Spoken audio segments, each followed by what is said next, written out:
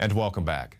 Our guest tonight is Cheryl Chumley. She's the author of Police State USA, available in the InfoWars shop. She joins us now to talk about all things Police State. Thank you for joining us, Ms. Chumley. Thanks for having me. Now, I have a copy of your book here, Police State USA, and I've encountered many people, as I'm sure you have, who are skeptical about a police state, even in the wake of what we saw in the city of Ferguson, Missouri. So what would you say to the naysayers who say there is no such thing as a police state in the United States of America? Well, first and foremost, I would say read my book. And if you can come to any type of conclusion that we are not on the cusp of a police state, please email me and let me know. Because it seems to me in my research that this nation is losing all its constitutional rights and freedoms, and there's no other way to call it, no other way to characterize it. And police state does not just refer to the militarization of police. That's just one aspect of it. Right. And I was talking to you earlier, and you mentioned something, you saw the articles, it's been an ongoing trend, people being told to take down their flags, patriotic flags, don't tread on me flags, whatever, all across the country. And we saw a recent example. So, when you see that, what does that make you think, that you can't even raise a flag in the United States of America? Well, did you ever think we'd get to the point in the United States of America where putting an American flag outside your home would cause such a controversy?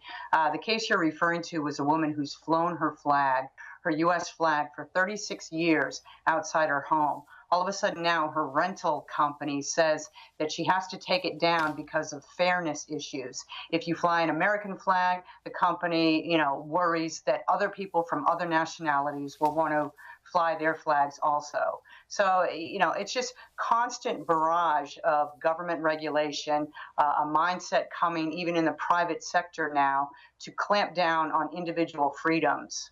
That's exactly right, because we've even seen in California kids suspended from school for wearing American flag T-shirts. They said you can't even wear an American flag T-shirt going into school. And like you said, this is the land of the free, supposedly. Why can't you raise a flag? Why can't you wear a flag shirt to school? But let's talk about some of the things going on in the news, some of the other aspects.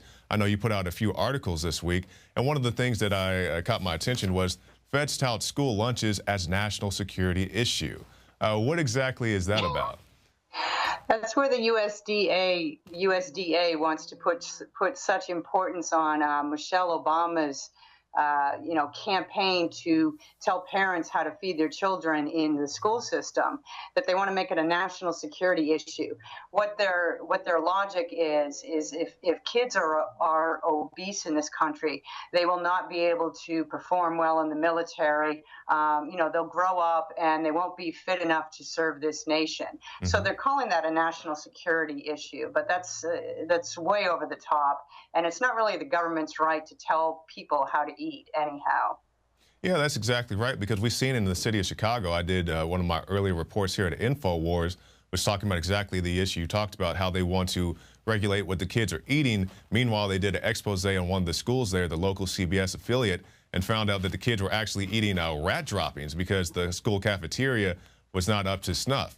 And, we've seen people rebel against Michelle Obama, entire YouTube videos, the kids saying we're hungry and we're not getting enough food to eat. But that's just one aspect, as you said, of the larger police state. And another thing that caught my attention today, I saw this report about an officer, or a police chief more accurately, in Florida, said that his officer was justified in threatening to kill somebody because the suspect didn't show the appropriate quotient of fear. I'm not sure if you're familiar with this, but basically this was during a traffic stop. An officer came up with his gun drawn at somebody who was filming him with a cell phone and said, "Put down your cell phone," and then actually threatened to shoot the guy. The exact quote was, I'm not afraid to pop around in your, effing butt right now, because the guy wasn't afraid enough of him. Yeah, now see, that just speaks to the whole militarization of police. And, it's not just the equipment that police departments around the nation are getting. It's not just the military gear that they're getting as cast-offs from the Pentagon's 1033 program. It's a whole mindset shift in how police are being trained to patrol their communities. It's not any longer the serve and protect, put the innocent American first. It's more aggressive. It's a lot more in your face, cuff first, ask questions later. And the biggest priority nowadays, which is alarming if you think about it, is the police want to protect first and foremost their fellow police officers. And that sometimes comes at the expense of the citizens who actually pay their salaries to protect them first. That's right, because they're no longer peacekeepers, they're law enforcement. I did a special report earlier talking about the growing phenomenon of swatting. This is where, guys playing video games will call a SWAT team on somebody else. For example, I saw, Mrs. Chumley chop off somebody's head. You need to go send a SWAT team over there. And in the particular video I referenced, the officers bust in. There's a guy sitting there, at his video game station, raises his hands, gets on the ground voluntarily, but the officers still thought it was necessary to, stomp on the guy's back. He has 3 or 4 grown men laying on him, and then he puts a boot in the back of the small of this guy's back. And in my opinion, I understand the officers want to be safe, but that's overkill.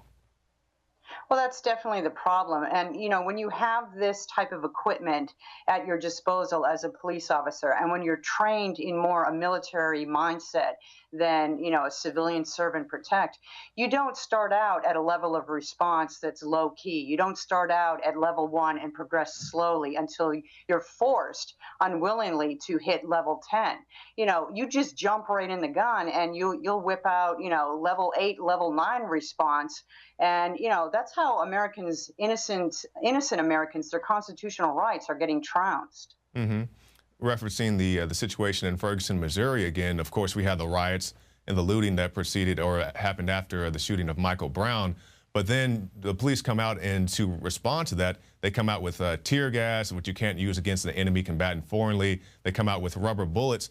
And people always say that not every police officer is bad, and I do agree with that, but not every protester is bad. 90+% of that crowd, probably around 98% of that crowd, was nonviolent towards the police. Yes, you had the guys who, F the police and all this stuff, but nobody was physically threatening them other than a very small group of people. But they decided to use these measures on an entire community, not just the people who were on that street of West Florissant, but everybody who lived in that whole neighborhood. They shot, Mrs. Chumley, I was there, tear gas for a mile stretch of this road. We were out there the next day filming reports, and when the wind would blow, you could still smell the tear gas. It would burn your eyes. And this affected everybody who lived in that community, not just the people who were there at the protest. That's exactly right. And I wasn't there, but I saw the videos, and I did speak with a woman from St. Louis just recently. And I asked her, what came first? Was it the protesters and the thugs looting, or was it the police going into overkill? Because the reports aren't clear on that. And she was clear. She said the protesters were in an area, they were peaceful, they were doing their First Amendment rights and so forth peacefully. And then the police came out and cordoned them off in a little protest zone. And once that happened, that kind of escalated some of the protesters who wondered, why do they have to stay in this special zone created for protesting? That's a good point. And from there, it escalated.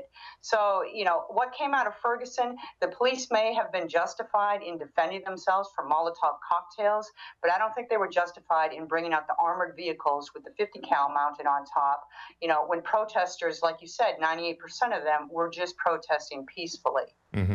So what's, in your opinion, the solution? Because, yes, the police do have threats. They do face various people, not just people throwing Molotov cocktails, but you do have the occasional active shooter and so forth. But we see the heavy armor, the MRAPs, the fully assault rifles that some of these guys carry. Is any of this justified in any type of situation? Well, I would say police definitely need some military-grade equipment if they're tracking a terrorist like they were in Boston. That's a situation that comes maybe once in a lifetime where you can understand police need to take special precautions.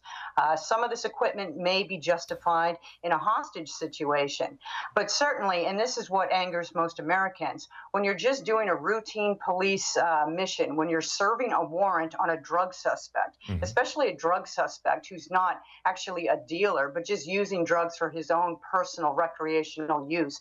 You don't need to bust in their homes at 3 a.m. in the morning with a flashbang grenade, storming down doors and causing all kinds of havoc, because what's happening is, we're having babies blown up, we're having Marines killed, we're having Americans injured, innocent Americans not even charged with any crime yet. And then oftentimes the suspect is located at a different location down the road. That's right. And the thing with warrants is you're supposed to serve them before you enter the home. Right. But like you were saying, the thing they want to do is these no-knock warrants. And you reference baby Bobo, who it was, who got his face blown off by the flashbang grenade. And you want to talk about the crimes of the police, of the parents, rather. Whatever they may have been doing, is it worse than blowing a toddler's face off? It's this, anything goes, and nobody really gets held responsible. In your opinion, what should happen? And let's just take that example of the flashbang grenade. Should the officers be held accountable for that? Yeah, fired, definitely. When you do something like that, you don't have the right to wear the, uniform anymore. I understand that these are coming, from the higher ups in the department, and it's not one person acting on his or her own. It's, the team, the police officer, the police department going in together to serve these warrants. But when somebody's baby gets blown up and they spend 5 weeks in a coma, recovering from this, and then face years and years of more medical treatments, there needs to be immediate action. And like you said, the police aren't held accountable in that. The good news is a federal court just ruled that SWAT teams can, in fact, be sued if they overreach on their if they storm into a home and they wreck a home and somebody gets injured, and it turns out that the suspect wasn't even in the home. Yes, that's a very good point, because like you said, sometimes they even go to the wrong locations. They'll spend millions of dollars teaching these guys how to jump out of helicopters and do all this stuff, but they won't spend $2 on a road map to get them to the proper location. And while we get close to our end here, I want to ask you about coming out of Ferguson. Now the police departments, the sheriff's departments, they're starting to question, or at least on the public face, do they need all this equipment? And now people are saying that they're actually willing to give these MRAPs and other military vehicles back to the Pentagon. Do you think that this is something that's really going to happen? Is this just people talking for the sake of publicity? What are your thoughts on this? Well, there have been some local uprisings where people have actually gone to their local boards of supervisors and their city councils, who hold the purse strings and regulatory control for their local police departments, and they've demanded, we don't want this equipment in our community any longer. And there have been a little successes with that. But I think this equipment would be better off being used on the border. Give it to the border states. Give it to Custom and Bureau Protection agents. Let maybe even local police departments down there store the equipment for border patrol uses. It's certainly good equipment to have, but for more militarized reasons, not to execute drug warrants and so forth on innocent Americans. That's right. Now, Ms. Chumley, as we end, can you tell us how people can keep up with your work, and also the best part about your book? What do people need to know about Police State USA? Well, about Police State USA, the basic premise is, we are losing our God-given rights, and in its place are coming government-granted rights. And my book, it's not conservative versus liberal. Republicans and Democrats both are angry by a lot of these issues.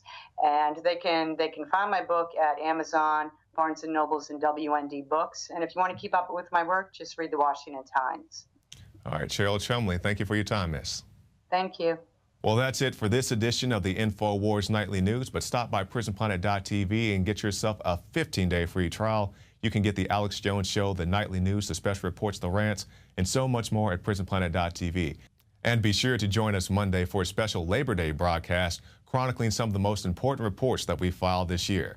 I'm Jakari Jackson for the InfoWars Nightly News, and we'll see you again soon. The facts are in. The studies are legion. Sodium fluoride and other toxic members of the fluoride family are devastating the health and cognitive ability of the American people. So why are the social engineers adding it to the water? Simple. Dumb down the host population that the parasitic technocracy is feeding on. We may not have been able to get fluoride out of the water supply yet, but we can help to get it out of our bodies. I am extremely excited to announce the exclusive InfoWars Life Fluoride Shield formulation, fusing 6 of the best documented ingredients from around the world to help the body remove not just toxic fluoride residues from the body, but a whole host of toxic substances. Let's take a stand against the globalists by blocking their poisons with Fluoride Shield. I use Fluoride Shield every day. Secure your Fluoride Shield and other pioneering formulations at InfoWarsLife.com today. Let's start cleansing our bodies now and support the InfoWar at the same time. That's InfoWarsLife.com. You are watching the InfoWars Nightly News, which airs 7 p.m. Central at InfoWarsNews.com. Members can share their passcode with up to 11 other people, and your support is helping us defend liberty worldwide.